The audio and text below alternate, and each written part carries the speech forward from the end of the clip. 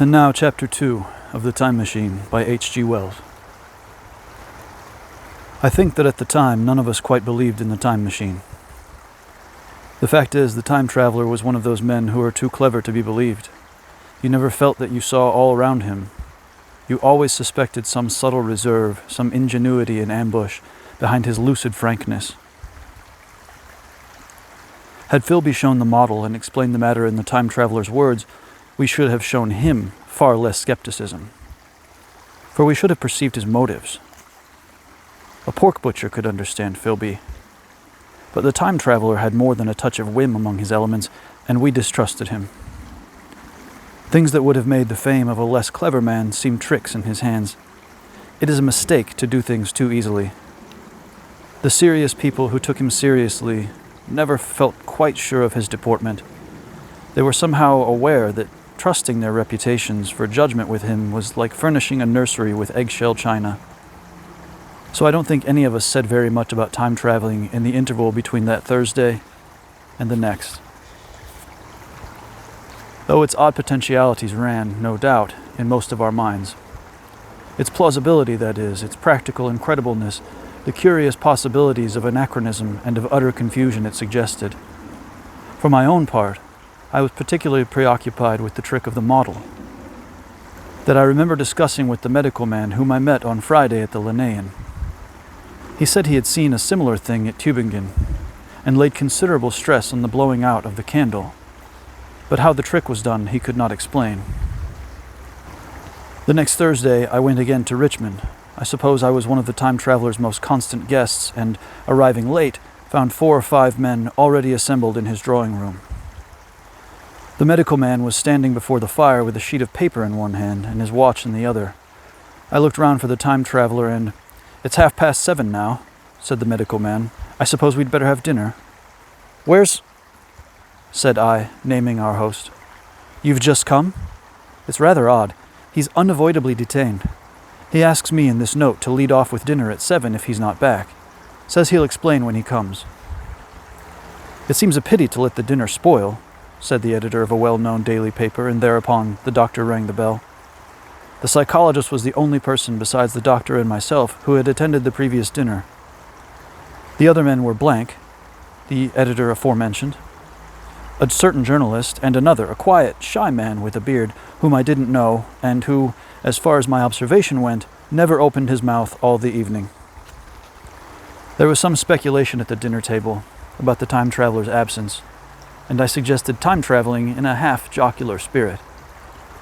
The editor wanted that explained to him, and the psychologist volunteered a wooden account of the ingenious paradox and trick we had witnessed that day week.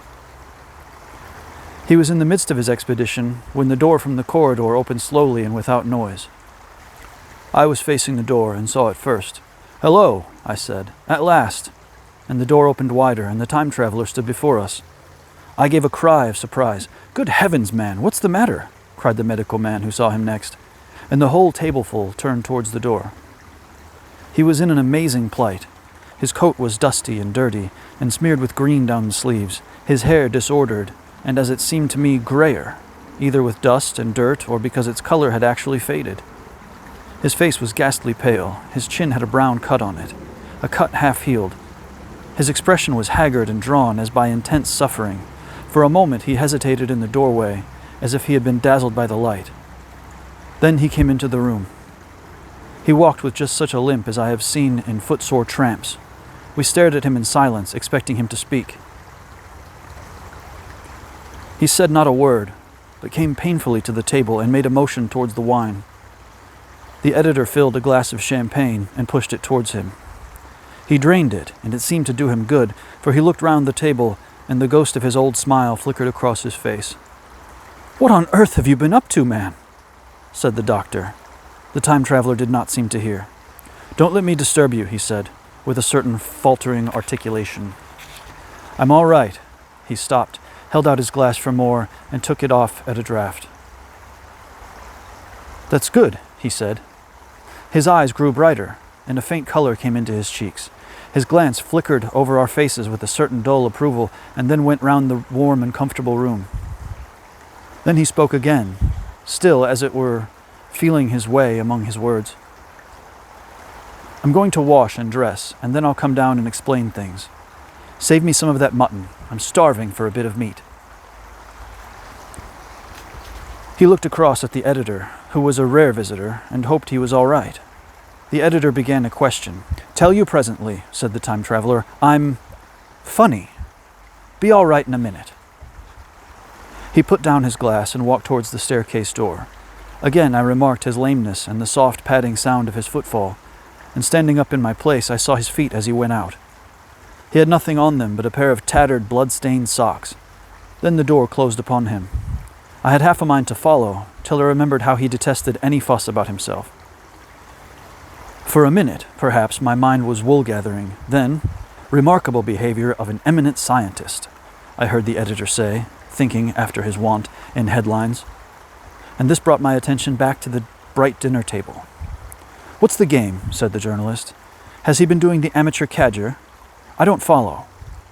I met the eye of the psychologist and read my own interpretation in his face.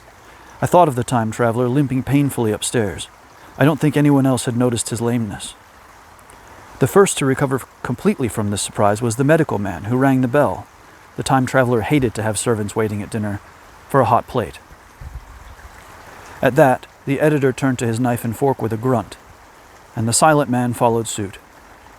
The dinner was resumed. Conversation was exclamatory for a little while, with gaps of wonderment, and then the editor got fervent in his curiosity. Does our friend eke out his modest incoming with a crossing? Or has he his Nebuchadnezzar phases? He inquired. I feel assured it's this business of the time machine, I said, and took up the psychologist's account of our previous meeting. The new guests were frankly incredulous. The editor raised objections. What was this time traveling? A man couldn't cover himself with dust by rolling in a paradox, could he? And then, as the idea came home to him, he resorted to caricature. Hadn't they any clothes brushes in the future? The journalist, too, would not believe at any price and joined the editor in the easy work of heaping ridicule on the whole thing.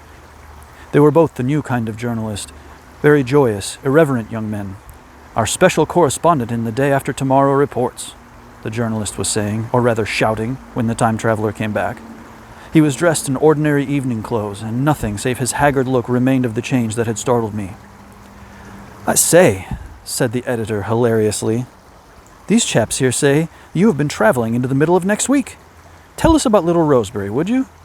What will you take for the lot? The time traveler came to the place reserved for him without a word. He smiled quietly in his old way. Where's my mutton? He said. What a treat it is to stick a fork into meat again. Story, cried the editor. Story be damned, said the time traveler. I want something to eat. I won't say a word until I get some peptone in my arteries. Thanks. And the salt. One word, said I. Have you been time traveling? Yes, said the time traveler with his mouth full, nodding his head. I'd give $1 a line for a verbatim note, said the editor. The time traveler pushed his glass towards the silent man and rang it with his fingernail, at which the silent man, who had been staring at his face, started convulsively and poured him wine. The rest of the dinner was uncomfortable.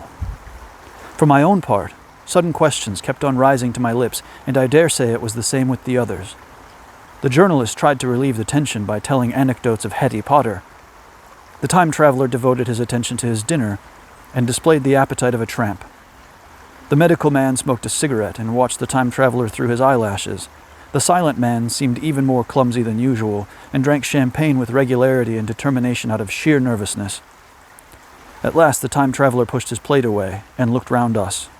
I suppose I must apologize, he said. I was simply starving. I've had a most amazing time. He reached out his hand for a cigar and cut the end. But come into the smoking room. It's too long a story to tell over greasy plates.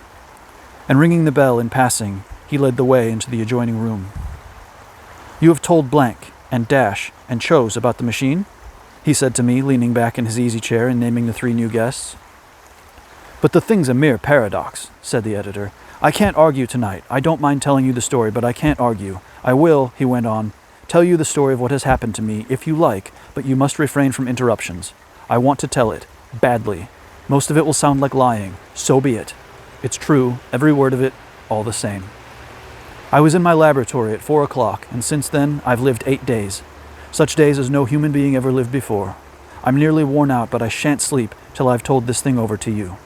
Then I shall go to bed. But no interruptions. Is it agreed? Agreed, said the editor, and the rest of us echoed, agreed.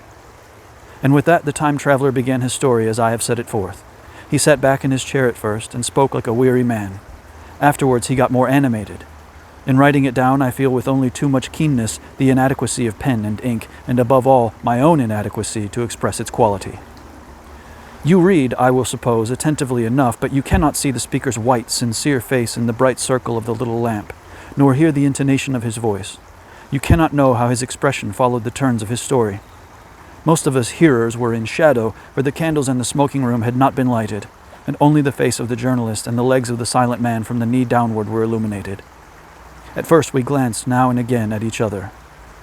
After a time we ceased to do that, and looked only at the time traveler's face.